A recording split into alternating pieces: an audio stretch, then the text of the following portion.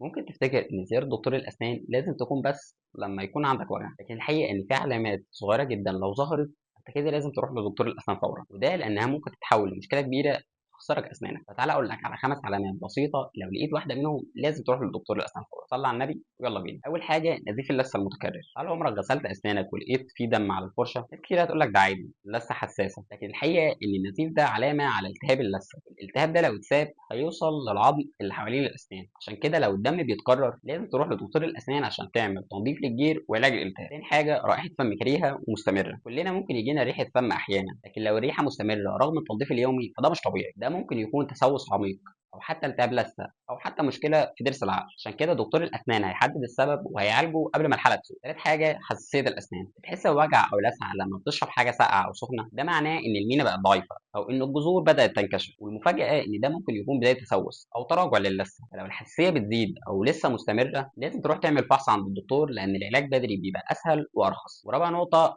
حركه في الاسنان. لو حسيت ان في سن بدا يتحرك حتى لو حركه بسيطه فدي علامه خطيره، معناها ان العظم اللي ماسك الاسنان بدا يضعف، وغالبا بيبقى بسبب التهاب لسه متقدم. عشان كده المشكله دي لازم تتعالج فورا قبل ما تخسر اسنانك. خامس حاجه التقرحات او البقع اللي بتبقى موجوده في الفم وما بتروحش. ممكن يطلع لك قرحه في الفم وتختفي في خلال اسبوع وده طبيعي، لكن لو لقيت قرحه فم او بقعه في بقك فضلت موجوده لمده اسبوعين او اكتر فانت لازم تروح لدكتور الاسنان عشان تعرف ايه المشكله وايه علاجها، وده لانها ممكن تكون مشكله عدوى او مشكله اخطر بكتير. وفي النهايه ما تنساش اللايك والسبسكرايب، وسلام.